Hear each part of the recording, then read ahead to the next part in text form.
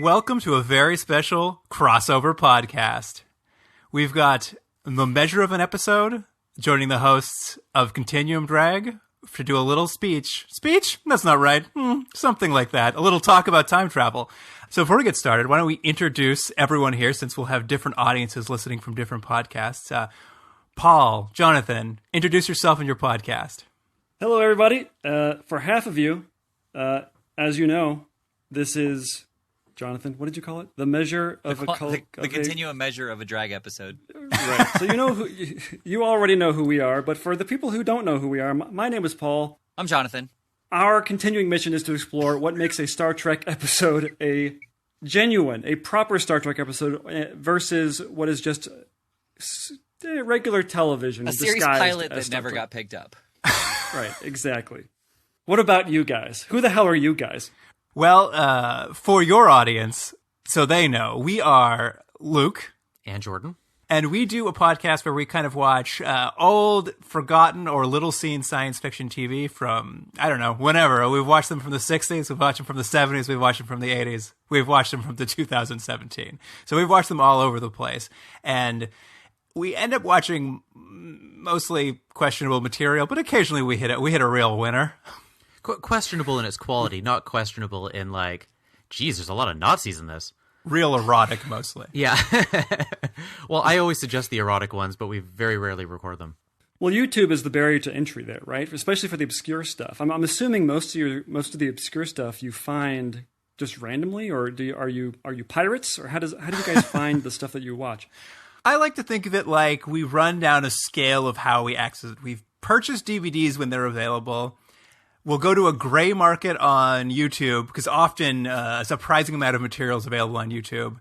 Yes. But if something is so lost and forgotten by time, certainly we'll take some trips onto the torrents out there. There is one DVD that I bought from Spain that still has not arrived. I think it's a year and a half we've been waiting for it. So I have a feeling that Spanish lady has stolen my money. She'll definitely be getting 1 star. Yeah, exactly. I was disappointed because I think it was actually a VHS, and this would have been our first VHS find. That would have been great. So you guys, how did you come up with the idea for this podcast? Well, we were trying to think of, some underground niche that a lot of people haven't explored before. And so, we figured we would, kind of like you, just pick that little lesser-known sci-fi show called Star Trek. And it took, it took a lot of conversations and a lot of knowing the right people, but we managed to find a couple episodes. You ordered them from Spain on VHS? A lot of our conversations were already super granular, not necessarily all about Star Trek, but Jonathan and I would normally, just in conversation, nerd out about stuff and say, well, what are the implications of what you're saying? And a lot of times we're like, maybe we should record what we're talking about. Because obviously we're very egotistical people, and we thought other people will probably want to hear this too. Which is why there's over 500,000 podcasts on Apple Podcasts, I guess. Well, yeah, and I mean, Paul and I have known each other for about 30 years, and we've been talking about this, and it took about 15 years to get it going, but it took both of us getting married, me having 2 kids, and finally thinking like, yeah, we've got enough time to do this now. Those kids don't take up any time, eh? Right, yeah. They just kind of sit over there. They're watching TV. It's fine. You've known each other for 30 years. The listener can't see this, but they looked like 25 years old, so I can't believe it. No, it's one of those time traveler things. Yeah. Nicely played. Thanks. That's a great segue, Jonathan, your master. So we're going to talk a little bit about time travel as a trope in sort of science fiction, and particularly, obviously, science fiction television, since that's where we all cross over podcast-wise. Jordan, why don't you start us off? I think that what's interesting, I don't hate time travel as a trope in shows. I think the problem that a lot of TV shows fall into is that we've seen so many iterations of the same thing that as a viewer, we've all become so savvy just by the pure amount of TV that I'm sure we've all seen, which is probably a sad amount of TV, that you see where it's going right away. And I think the better episodes or the better shows that stand out, even just in our memory, are ones that were either the first time we'd seen something or it seems new. And I think that's always the fine point to hit. And, as you start going through stuff, trying to figure out what are those special episodes. And I think in our podcast, we're not seeing too many of those original ideas. It's like, oh, right, here's the one where this is going to happen again, you know? Yeah, I mean, a lot of the tropes, the time travel tropes that we see are a lot of the times like Back to the Future, especially the time travelers that we watch, the one that we're talking about today, that they use time travel as a mechanism to get people either into the past or into the future. And then there's no more time travel until the end of the movie. And a lot of it is just, we want to put these people sort of in a fish out of water scenario in the past or in the future. And that's kind of why I feel like maybe a lot of these types of movies, like for example, I would not categorize Time Travelers as a science fiction movie or show, however you'd like. I mean, I guess you guys had said it was a failed pilot, so therefore it's a movie. But regardless, same thing with Back to the Future. Like, I don't consider Back to the Future to be a science fiction movie. I kind of consider it to be more of a, I guess a satire or a comedy. I mean, it depends on how you want to look at it, but that happens a lot. And so, but to use Back to the Future as a good example, Back to the Future 2, I would definitely call a science fiction, a great example of time travel. And as Avengers Endgame greatly illustrated, how ingrained that method, that idea of how time travel works, where you can travel forward and then your future self can revisit your own self who was time traveling in the past, etc. That there could be two of the same people in a timeline, like that kind of thing, has, I think, permeated all of science fiction from that moment. And that's sort of the gold standard of what time travel is. And maybe that's why it kind of feels old and I guess stale. And so when we come into something like if Christopher Nolan, I don't know if you guys have seen Tenet. Not yet. But yeah, so I don't want to ruin anything, but that is a novel version of time travel and something we haven't seen before. So that's kind of what I would agree with Jordan in terms of what's new, what's nice and novel. But in Tenet, there's a scene where a character goes back and introduces rock and roll, right? That is correct. Yeah, it's a very racist scene. Yes, someone's got to take credit for it. Am I right? Oh man, we'll cut that out. We won't. So to take it in a different direction, the trope that really bothers me is when something that happens in the past changes something presently in the future. Not in the Back to the Future style where Twin Pines Mall became Lone Pine Mall, but more in the style of like Looper or Frequency, where they are watching the timeline change directly in front of them. That's something that always kind of pulls me out of whatever I'm watching, because that person who is watching it, unless they are directly involved with the change in the timeline, they should not be experiencing those changes in front of them. They should have been living with that from the beginning. So you don't like the Bill and Ted? They're like, hey, I wish we had that pair of keys. Like, wouldn't we have left keys for ourselves? Right, but no, I do like that. That was actually one of the examples I was going to say, was because it's already been sitting there. They just decided that that's where they would look, and the keys are already there. They don't look and see the keys appearing. I see. I went through a big phase where I loved time travel as a science fiction thing, and I think it kind of culminated kind of around the time Time Crimes and Primer came out. Oh yeah. And sort of after Primer, I couldn't really find something to give me the hit of like just really complicated time. Like no one could push it any further than that particular method. So after that, it's sort of fallen off of it. And to your podcast point, I've been rewatching all of DS9, and I've been surprised how much time travel is in it. But it's all, as you said, it becomes an easy and forgettable trope after a while. It's tough to push it to new places, I think, is the biggest problem with time travel. It is mostly just useful to tell a story, but to like really do something novel with time travel anymore, I think it's incredibly difficult. Absolutely. I would agree with that. Yeah. Going outside of TV, though, have you read or are you familiar with By His Bootstraps? I'm not. No. It's either Ethan Hawke or his lookalike. They just recently they recently did a movie where it's a guy who doesn't like he thinks he's an orphan, but he's raised by he thinks he's fatherless, and he's raised by a woman, and as he gets older, he winds up having. I've seen this movie. Yeah. Okay. What's the movie called? I cannot remember. Okay. Because I blocked out because I was like, this movie is so dumb. So the short story or the novel, the novella is actually really. I mean, it doesn't translate as well to film. I could see that, yeah. Essentially, this guy has a closed time loop. He is involved with everything in his life. He is both his father and his mother. He is like his employer, and he's the bartender who's taking care of him. Who's hearing the story of his life. It must have required a lot of planning and figuring out how to make everything work in time travel.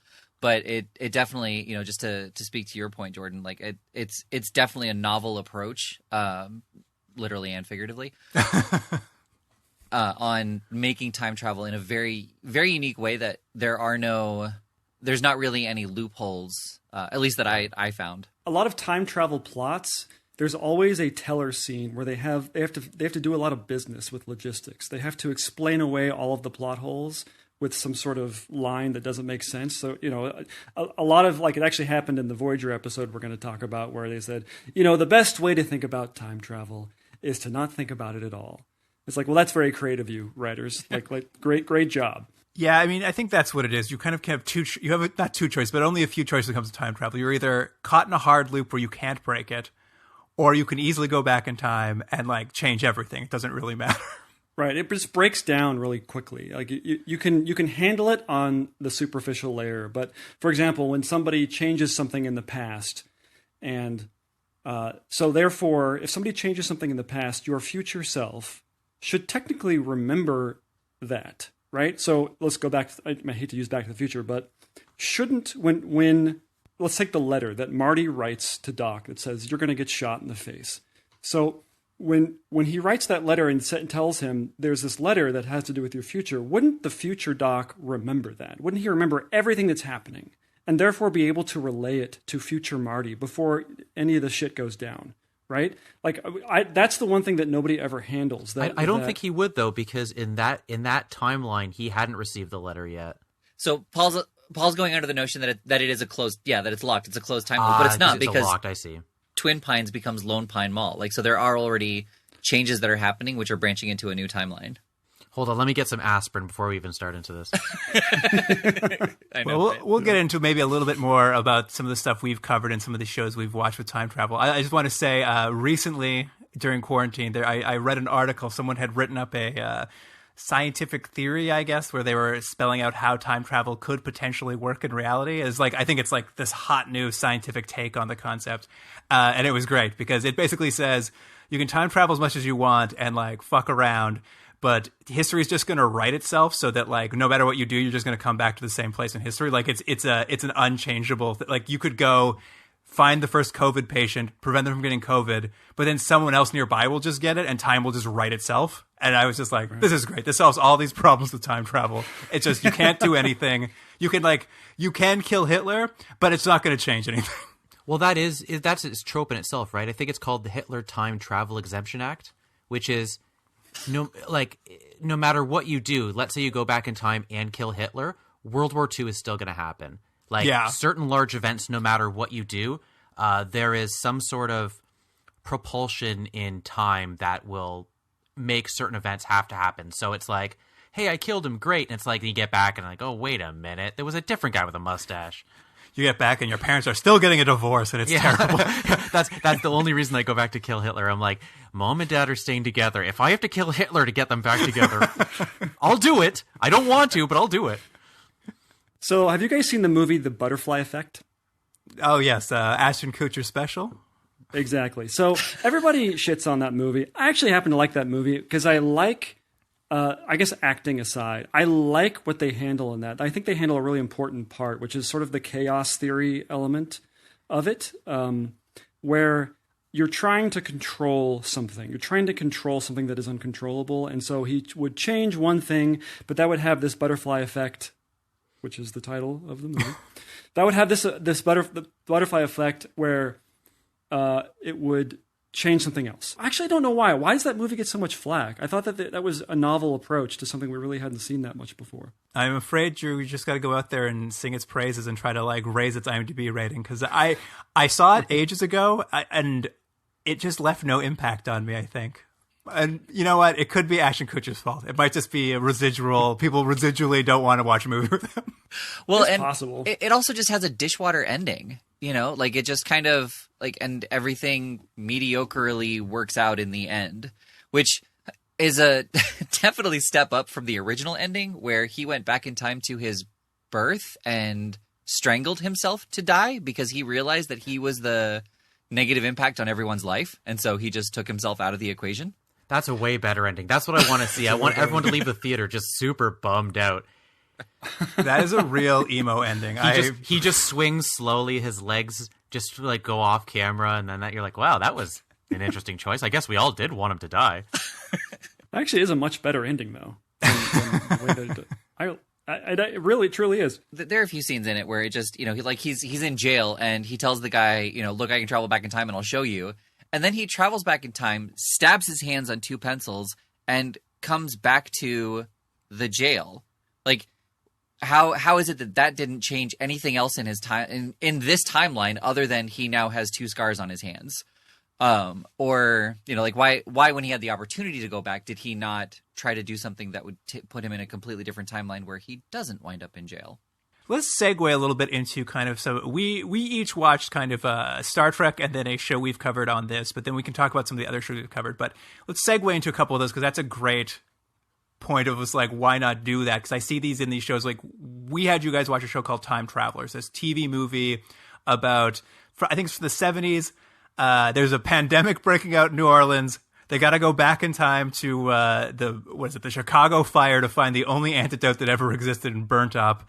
And that's the premise of the pilot. And like a big part of that premise is they take the magical time stairs to go back in time. Everyone loves time stairs. I have to say, look, it's not a great movie, but have you ever seen time stairs before? The answer is no. No, you have not. No, never. That is novel. Well, I guess that checks out then. It's a good time travel episode then. Yeah, that's it. But That's all when it they- takes. Yeah. It's a unique way of getting there. Yeah, that's But when they get there, they discover they haven't gone far enough back in time. It's only like 6 hours till Chicago burns down. And the entire time I'm just like, okay, just go back up your time stairs and come back. You don't have to stay. yeah. Oh yeah. And they did not handle how they get to and fro their own timeline, whether there was some sort of ticking clock. And I'm assuming that they cut that movie or that show or whatever, the pilot, for time or something. At least I hope they did, because there were so many holes in that respect. And they I don't understand. So this is a trope, right? Where they travel back so close to an event that they're trying to change that it becomes they can't. There's not enough time to do whatever they have to do. Like, why aren't they traveling back 2 months in advance, just in case? Like, things are going to go wrong. We're going into a timeline. Like, why aren't they? I mean, obviously it's because the script says so. I understand that's where the ticking clock comes from. I think it's a risk you run when you do a time travel show, because you often need some sort of pressure to happen. But then if you have time travel, like, you automatically are just like, well, just try again. It's totally cool. Right. Even if they miss it the first time, just go back to the stairs and then come back even like 6 hours before and be like, okay, let's not do anything we did before. Like, the Chicago fire is still going to happen no matter what. Which actually is interesting. We watched, from sort of your side of the podcast, is we watched an episode of Voyager, Timeless, I believe it was called. Yes. That's right. Yeah. And it has a similar premise that I actually thought they dealt with better. Is in its climax, they're trying to send a message back in time, and the initial message fails. And to solve that, they just keep sending messages back in time till it works, because like there's no reason you can't just keep doing that. And I actually was just watching. I'm just like, oh, see, that at least makes sense to me. I'm just like, oh, it didn't work. I don't know, just try it again, I guess.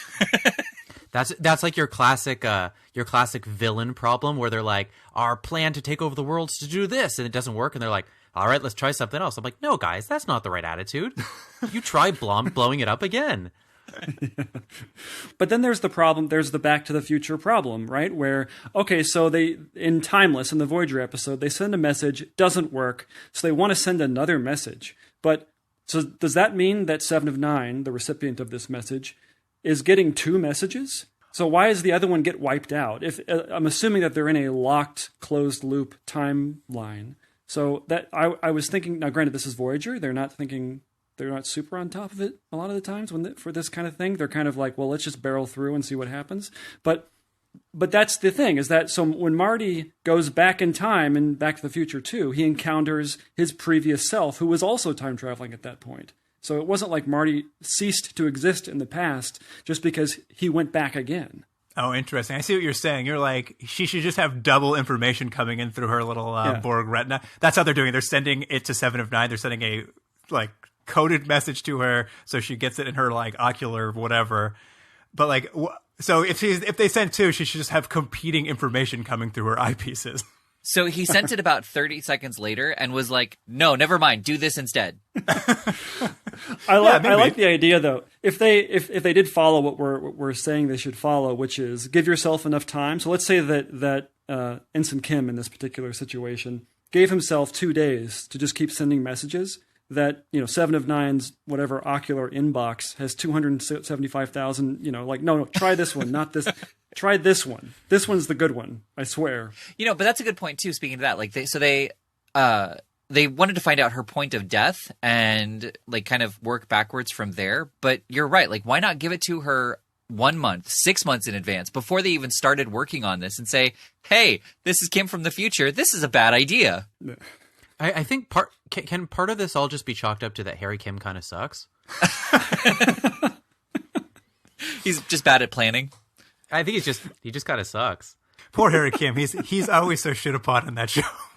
I know, but like honestly, he's just like I wouldn't be surprised if like most of the time he just stands in front of a door and he doesn't realize how to open it, and you're like, oh, Harry, poor guy. Take one step forward, man. Yeah, always an ensign. I guess you're right, though. I mean, it is really, I think, where, no matter how fun and exciting these episodes are, I think time travel in these science fiction shows we watch always ends up bumping into, like, a general idea of it's just, like, you don't have enough time to really, like, make it, like, super hard science fiction. So it's more like it's a fun ticking clock that does not stand up to much, if any, scrutiny.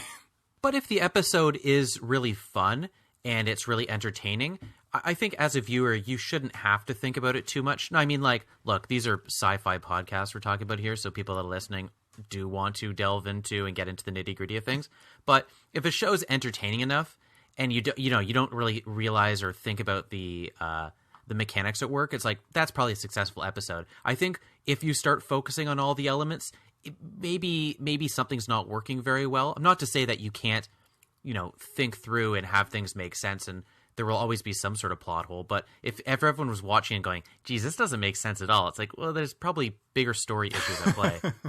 Yeah, I'm of the opinion that you can, if you're a good writer, you can sell anything. And so as long as you approach it in a creative way, then there shouldn't be these plot holes that we're talking about. Or at least they should not become hyper present in one's mind when they're watching it. There should be this. You're being led along by the whole team of the people making the episode. For example, I thought that Timeless, which was directed by LeVar Burton, who plays Geordi in The Next Generation, who makes a quasi cameo, I guess, in this episode. I think it was very well directed, but very poorly written. And not poorly written. I should give it more credit than that. It was just not written to the point where they handled those things in a creative way or led you away from stumbling upon those plot holes. The conclusion we're coming to is that time travel inherently does not make sense. You can't make it make sense. Yeah. Right? You can't. It's impossible. Without saying, oh, well, a new timeline branches out, and so therefore that's why all of these problems don't happen, right? Because that's not any fun, because where's the stakes? Yeah, it's better as a just an accoutrement to the idea. Like, just have a cool set of time stairs that go down science mist, and then don't worry about it anymore. You'll have a fun time. Well, and if you want to randomly kill a couple passersby, that's fine too.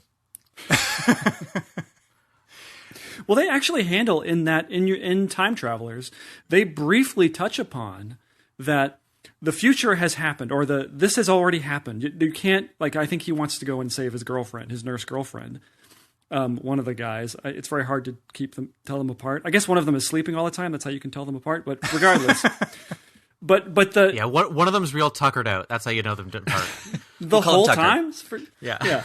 for a time traveler who seemingly has a lot of time on his hands, literally, that can't find time for a nap, but that they handle that briefly where they say, this has already happened. You can't save her. And I thought, oh, well, if that seems like this is the culmination of a theme that was non-existent for the previous part, for the whole right? Like, it sounds like you're paying off a theme that you never set up. And I guess maybe we can chalk that up to the fact that this is a failed pilot, and so therefore... There's a reason? Yeah, well, they cut out something because I think you guys talked about in your previous podcast that it is a failed pilot, and so they kind of perhaps recut it so it would fit into a TV movie where there just aren't these errant characters that show up at the beginning and show up at the end and just, oh, these guys are also here, by the way. I will say that surprise turn at the end where they suddenly cared about the timeline really caught me off guard in Time Travelers. I 100% assumed either he was going to stay or she was going to come with him. I thought he was going to take her with him. I did think that he was going to stay. Well, because also at the beginning he was like, "Oh my gosh, this place is so great!" Like, he wanted to go hunting. He wanted to go fishing. He wanted to ride a horse. It also didn't seem great. I don't know what he was talking about. It didn't seem great at all. Everyone was literally dying with no medicine. Yeah, he hadn't cut his finger yet, and so therefore he did not come very close to death. Nor did he have to take a shit, because I'm assuming that is not as much fun in the 1850s? No. When did it happen? When did the Chicago fire happen? I think it was 1915 or 1913, something like that. To all of our listeners in Chicago, I apologize for not knowing this. They've gotten over it at this point. The smell of smoke is gone. Too soon. I don't think it is. I don't think it's too soon at all. It's been over 100 years. Has it been, though? We don't know. I mean, we don't know. It could have been. Was it? Oh, sorry. Did it happen in the 1970s? When was the Chicago fire? I mean, these are kind of two examples of some stuff we've talked about. I mean, you guys have watched a fair bit of Star Trek, as we all have, but now you're podcasting about it. Like, outside of kind of Timeless, which was an interesting idea of like how to save a ship that crashes when you're the only survivor, like how you send a message back in time, like a message in a bottle back in time to save it. Are there any like ones that have been like really good that you've encountered in your podcast, or like really weird or anything that like stand out to you? I think the gold standard is the series finale of The Next Generation, which was called All Good Things. Right, hang on. But short answer, no, we haven't hit it in our podcast yet. I think this is actually our first time travel episode. Yeah. Oh, so you only have things to look forward to. Yes. Time travel. But as far as memory goes, yeah, All Good Things is probably the pinnacle of time travel.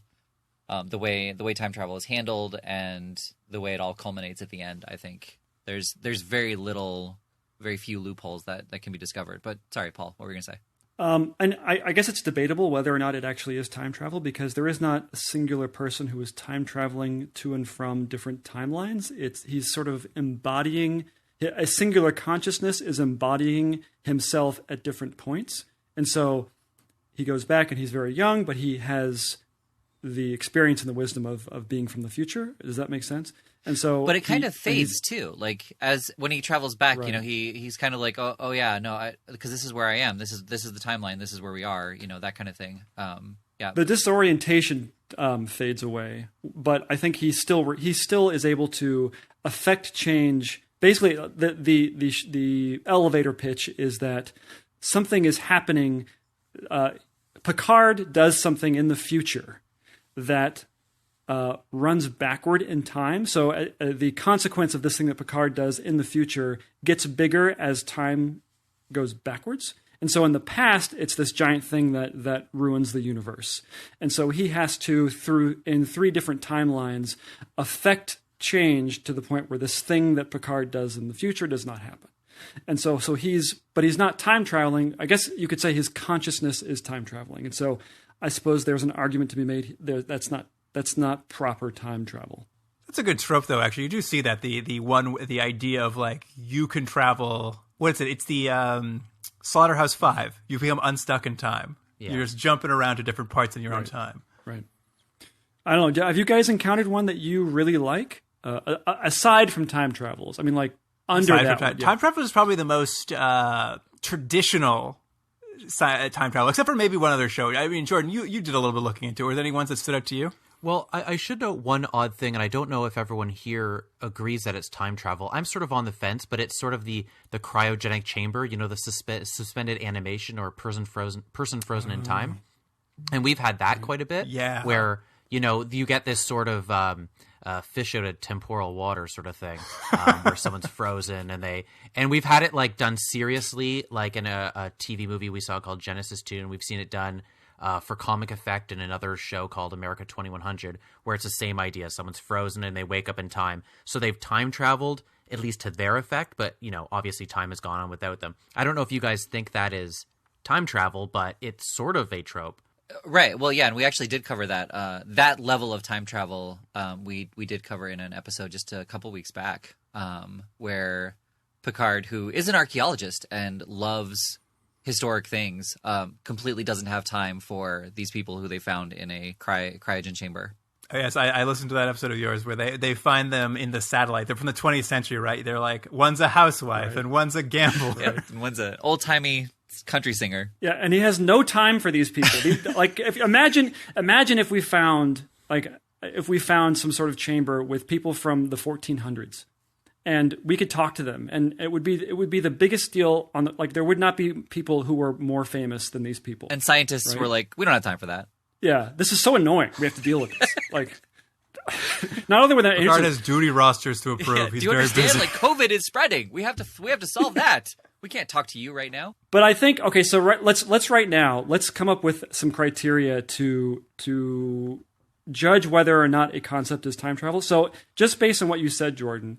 Is it time travel if you cannot go both ways?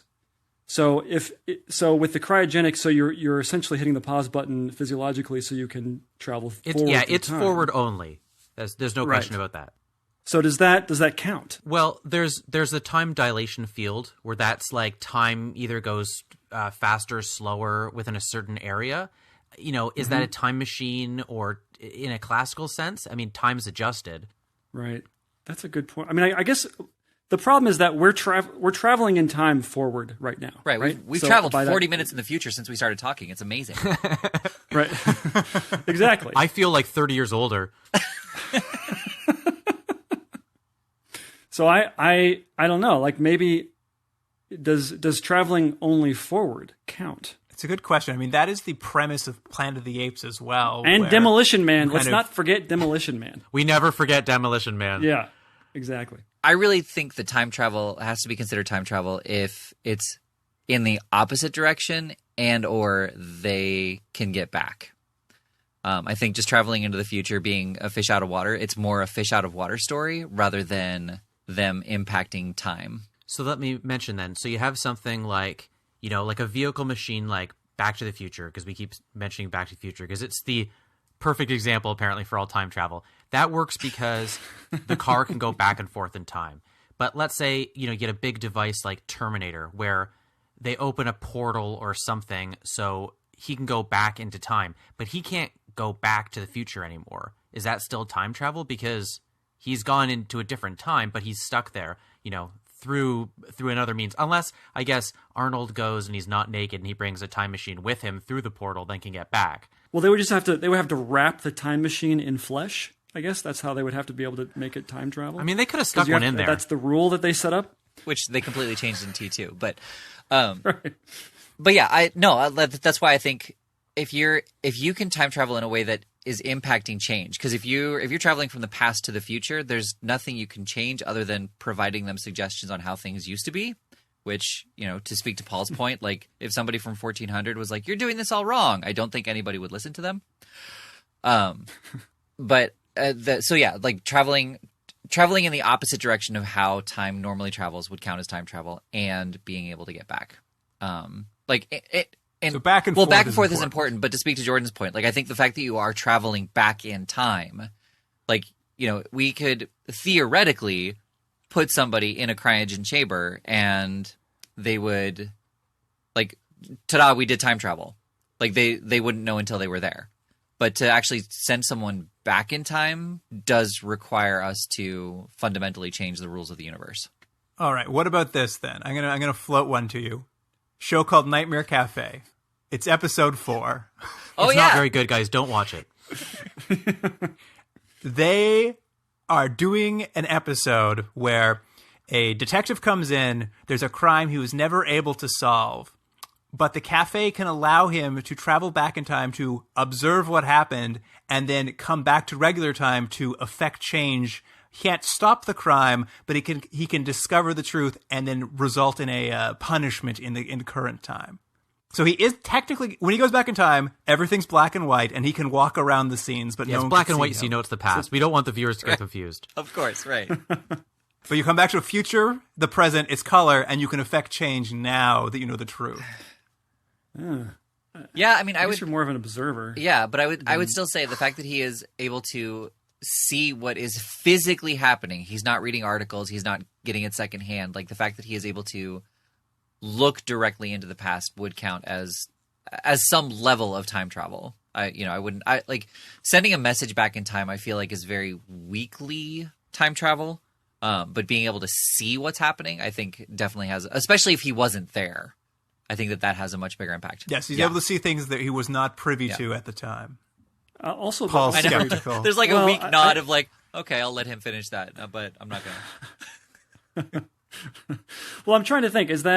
Is it just merely trivial to be able to witness something but not affect it? I suppose in the case of you're trying to prove whether or not somebody murdered somebody or something like that, but it's true. I don't know what the stakes would be other than I suppose sending someone to their death and that. Well, but I don't know. I mean, how would you say that? Like, you can't unless you took everybody back to the cafe with you and you were like, "Look, this is a thing that this cafe can do." Like, how do you tell them?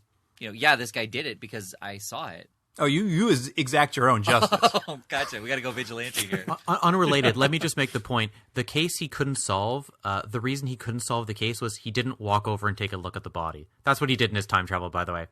He just went over and looked at the body and he was like, oh, wait a minute. It's a mannequin.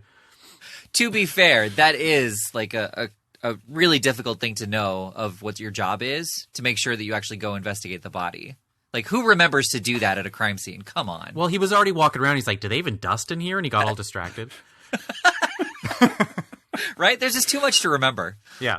You want another one? You want another brain teaser for what is this time travel? I don't know if you can top how exciting that last one was, but try. Everyone wants to watch that episode now. I'm telling you now, guys, it's a mannequin. Spoiler. Or is it? You find yourself in a perfect simulation of Earth and all history. It is called Harsh Realm. You accidentally stumble through a glitch in the system that brings you back to World War II, a perfect facsimile of World War II that has affected the timeline of this simulation you're in, and you'll have to time travel back after solving a mystery. Are you time traveling?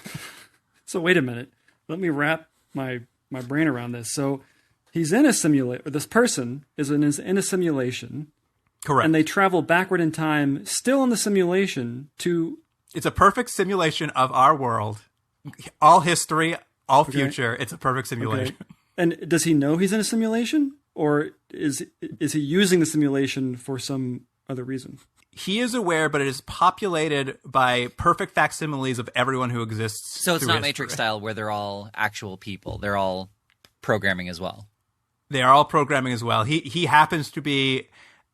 In he is a person who's been put into the simulation playing himself, but the rest, like his wife's in the simulation, everybody's in the simulation. But it's not really his wife. Okay. Not really his wife. His wife is wandering around trying to find him in the real world. Don't worry about that. Harsh Realm has a lot going on. So I guess I'm going to say no because he knows it's a simulation. But if he didn't know, then he would have no awareness that he was in a simulation, and so therefore could time travel back and What if he had a sidekick who didn't know they were in a simulation? Is the sidekick a monkey or something like that, or no? No, he's a guy who in the real world lost his legs and now he's very happily living with the legs in the simulation. Sidekick is more just to make fun of him. Look at you walking. Why? What do you mean? Nothing? Let's go on. So we're gonna weigh down on no to that one. Well, I mean, I feel like you're still having like. Well, I guess so. To what? What a weird concept, right? So to what end is he traveling back in time to see like how these changes impact? Like, is he able to then get out and use that information to know how to time travel, or is he using that information to be like, hey, here's what life would have been like if we did this? Purely accidental. He just fell back into World War II, has to find his way back to the regular time. Oh. No, that's just a secret level in a video game. What's this called? Harsh Realm. It's a show Harsh that Realm. when Chris Carter pitched it after the X-Files, the network should have said, please leave this room and never come back. How did you get in here? Yeah. And he was like, X-Files? They're like, yeah, we all like the X-Files. Come on, guys, I got other ideas. No, you don't. Well, he did have other ideas. They just Yes, that's true. were terrible. Yeah, he has the Roddenberry problem of he's like, I got lots of ideas. Are they Star Trek? They are absolutely not. How do you feel about bondage? He's got a bondage fetish. If you watch his other shows, you'll see it. If you watch Star Trek, you can see it. Yeah, that's true. So to kind of tie up this sort of these sort of conversation about time travel and in general, and then how it relates to kind of the shows we watch on our podcasts, are there any shows that you vaguely remember from your childhood or have read about, or what are some time travel kind of shows that are in the back of your head that might be a good fit for us? Is there anything you can think of that we should be having on a list that maybe we don't, since we're talking time travel? Well, Sliders. You got to at least pick a couple episodes of Sliders because it is, and pick one where Sala from Indiana Jones is still in it because he leaves at a certain point. He just can't take it anymore, and he kills himself in the show. Jeez, he killed himself on camera? It's like a terrible death. So just anecdotally, so there's a point in that show where there is one female character who sort of goes along for the adventure. And she was fine, right? She wasn't a bad actress, at least not any worse than the rest of the crew. And there's a certain point where they bring on another female actress who is obviously meant to be there for sex appeal, obviously. And so what happens is, I think what happened is the original female cast member said, "Look, this is ridiculous. Why are you turning the show into Baywatch?" And so she started to hate the writers started to hate her. And so eventually she left the show, and they didn't just give her sort of a nice elegiacal death scene where she bravely dies for the honor of the group. They send her off to an alien rape camp in the canon of the show. They send her to an ARC? Yes. It's terrible, sorry. Yes. But if that gives you an idea of why you should watch the show. Sorry, are you selling us on this episode? Oh, yes. Yes. But yes, you should definitely find, I don't remember which season was the quote unquote best or worst, but definitely watch Sliders. Jonathan, do you got anything? I can't think of anything. Well, yeah, it's actually the other Jerry O'Connell show, My Secret Identity.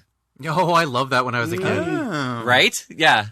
Yes. I don't think it had to do with time travel, but it had 2 seasons. And it was, just super cheesy fun of him trying to hide his powers. It's kind of like the Secret Life of Alex Mack, I think was the name of the show. And it's just a boy version of that. That's a good suggestion. I don't even think we have that on our list. That's a good one. We should make note of that, actually. So in terms of science fiction, I don't know I guess it should be science fiction, but did you guys ever watch Airwolf? I know of Airwolf, but I didn't watch it. The pilot is actually quite good. And then it never gets any better. It never really matches. You know how a lot of shows, the pilot's just okay, but then by season 3 or 4, it's like a really great show? The exact opposite happens. So I would highly recommend, I think it's probably worthy of you guys watching. I don't know if it's science fiction, though. I mean, I think it's a futuristic helicopter. We've watched things that were based in science fiction around it's a man who has a robotic arm, or he can turn invisible. That was the most questionable science. Hey, fiction. invisibility watch. Does that count? Who knows? But we watched it, so I think Airwolf can get on the list. That might just be if you guys run out of stuff to watch, I guess. Well, and there are so many. I mean, VR5 was one. I think that's right. Yeah. We've talked about that one, and that one actually might happen sooner rather than and kind of at the same time, Nowhere Man. That was a show that I really wanted to continue, and it just didn't. Oh, interesting. So I'll write that one down. Do you remember that one?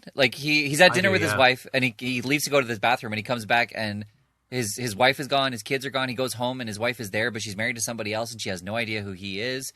And it's all because of this one picture that he took, and the government's trying to hunt him down. I think, honestly, one of the things that killed it was they kept showing future scenes at the commercial cut. So they didn't really they kind of forecasted, they projected to the audience what was going to happen, and so you could just come back before the commercial and know what was going to happen next. A little precursor so you don't leave in the commercial break. I've got one more for you. Give it to me. So I don't know if you guys count animation, but the pilot to Thundercats is delightful. It's not really like the show at all. The show becomes very formulaic, in my opinion, but the pilot is actually it's very comic bookian. If that's a word. It kind of is like not borderline ridiculous, but it's getting there. But it's but to the point of it being really interesting. Do you guys do that? Do you guys do cartoons? Maybe not. We just did our first one. What was it? We watched a cartoon from the late 90s called Invasion America. It was sort of a primetime cartoon miniseries that Spielberg was tangentially involved in, but seemed to walk away from when he saw the end product. Coward. Yeah, stand by it. Stand by this odd cartoon that is maybe one episode, but you've stretched it out to 9. To reverse it on you guys now, Jordan, I'm going to put you on the spot. Any time travel Star Trek shows that you think I was just going to recommend that they maybe watch a small show called Star Trek and check a couple episodes out of Star Trek. They're available all over. I'm trying to think of a time travel episode of Star Trek. What was the one, and excuse me, this is going to come out really badly. There was the episode of The Next Generation where all I know is at the end of the episode, it's a Guinan episode, and there's a whole thing at the very end. I remember being blown away at the kid where Picard's like, it was great to see you in the past. And he's like, I'll see you in 300 years. And she's like, I'll see you in 3 minutes. And then they meet up on the what is she, 10 forward? And I was like, man, I'm blown away as an 8-year-old kid. Now, let me tell you, has you ever heard of an episode explained in a worse way than that? I think I know which episode. Time Zero. I think you're talking about an episode of The View. I don't think that was Star Trek. That's what it was. You're right. It was The View. Yeah. Sorry, I always mix that up. Anything that Whoopi's in, I mix that, the Academy Awards, and Star Trek. I mix them all up. I'm almost positive. Isn't that the one where who's the writer? Kid in King Arthur's Court. Who's the 19th 20th century author? The big American steamboat author. What's his name? Mark Twain. That's the one. I think that's the Mark Twain episode. That was almost as bad as my description. I know. I'm great too. This is why our podcast is so good. I was gonna say, you guys, when you get to it, I actually think there's one really good episode of DS9 that I just watched with time travel called The Visitor, in which Cisco gets unstuck from time and keeps visiting an ever-aging Jake as he goes through his life. And I was... Oh, yeah, I remember I that hadn't one. watched it, and I'd totally forgotten about it. And I watched it again. I was just like, this is a good episode of TV. Is it hard science fiction? No, but I was just like, this is actually a really good episode. And I had forgotten it even existed. Okay. Yeah. I mean, I actually don't remember that. So here's the thing maybe you can settle this for Jonathan and me. So I hate Deep Space Nine. I hate it. I'm so bored most of the time. And we have this discussion, part of our podcast is determining whether or not there's any element of science fiction throughout the course of an episode. And the answer is always no from me. And a hard no.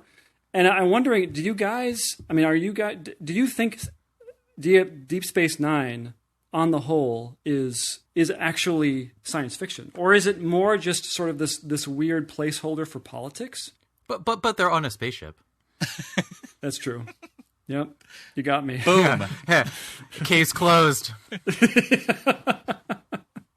It is just how hard you hold the rigor of science fiction to it, I guess. It's in space on a space station. Is that enough? If not, and there's a hilarious bartender who's trying to steal money from me all the time with big ears. Yeah, which they never learn about. Yeah, exactly. Well, you're never going to get me on board, Paul, because I think DS9's my favorite one. So. Oh, no. Well, this could be its own podcast by itself. Is you trying to convince me that it's awesome, and me not listening. You not convincing. Me not caring. Me being unmovable, 100%. So he's going to talk for about 45 minutes, and then at the end you're like, no. Well, I guess on that note, our spin-off podcast won't be happening. So before we head out, I do want to ask you guys one question. It's if you've heard a couple of our episodes, we have 3 criteria that establish what a Star Trek is, what a proper Star Trek episode is. We don't have the third. Do you guys have any suggestions? You don't have a third. You have 2, Right. but not 3. Well, we have 3, but we can't think of the third one. Right. But we, yeah. So maybe you could fill in that blank for us. Yeah. Recap the first 2 for us. First one is there an element of science fiction inherent to the plot? Are there, and not just are they doing technobabble on the side, but is there a Star Trek concept that is being executed? The second one is because of Gene Roddenberry and one of the reasons he created the show, that he said, I think most famously, he said that Star Trek is not about it's not about space travel. It's not about science fiction. It's about morality. It's most episodes are a tale of morality. And so we said, oh, well, maybe that should be part of our criteria. And so the second criteria is there an element of morality sort of woven through the episode? It doesn't have to be the main plot line, but is there a character who's struggling with something internally, whether it's morally or ethically? Yeah, I mean, I was going to say that you usually have to have some sort of social issue it's grappling with, but I think that covers that base right there. Yeah. I'll be honest, I think the third criteria, which is the thing that makes a great Star Trek episode, is you have to have just like a really solid B plot that's a little bit lighter than your A plot. Just like something fun underweaving it. The best episodes will have like, you could have the heaviest thing on top, and then you just got Quark running around trying to earn some latinum underneath. It's funny, but briefly, that actually was a criteria, but there were so many episodes that, or first of all, the first... the original not series. To drag this on. The original series really does not have B plots. And so that we would have essentially disqualified the entire first series, which I was fine with. But this is where you and I agree, Paul. Yeah. Let's disqualify. Yeah. But we just could not disqualify an entire element of the show, or of the canon. So we decided that could not be a thing. But that's interesting that you came to the same conclusion that we did. I think maybe it's because we grew up in that 90s period where that was kind of how those episodes were structured. Absolutely. It could be a case why we see it as a usual thing. Yes. I don't know, Jordan, do you have any better suggestions? I think, is there visible men wearing skirts? So about 4 episods are proper about Star 4 Trek. episodes. That's the only ones that count for me. I rewatch them over and over. That tape's pretty worn out, let me tell you. A lot of pausing. All right, fair enough. I think we'll take it under consideration. Okay, that's all I ask. Yeah. Just try the skirt out. That's all I ask. Just try it. See if it's comfortable. Well, actually, there were 2 episodes of the original series where Scotty came out in a skirt. Well, that was cultural. Right. A kilt's a skirt. It counts. I think this is a good time to wrap it up. Call it an evening with you guys. It's been such a pleasure talking with you guys about our separate podcasts, about time travel, about science fiction. I've had a great time. I loved it. Yeah. Thank you. I'm glad we're doing this every week. I'm super glad. Yeah, that's right. Every day, every Wednesday, 6:00. That's when we're recording, everyone. But before we go, how can people who don't listen to your podcast find your podcast? So you can find us at The Measure of an Episode. No. Yeah, that's the name of it. themeasureofanepisode.squarespace.com. Twitter at measureepisode. And Facebook, The Measure of an Episode podcast. But more importantly, just wherever you find your podcasts. We're on every single platform, of which there are 97 now. What about you guys? Please tell us how we can find you. Well, if you're a Measure of an Episode listener and you want to hear Jordan and I attempt to describe a thing that we can't quite remember and just go on and on, you can find us. We're at continuumdrag.podbean.com, or of course, just get it wherever you download podcasts. That's where it is. But yeah. This is great, you guys. Thank you so much for reaching out and setting this up. It was such a blast. And listeners, we'll see you on our respective podcasts. Yes. And hopefully on each other's.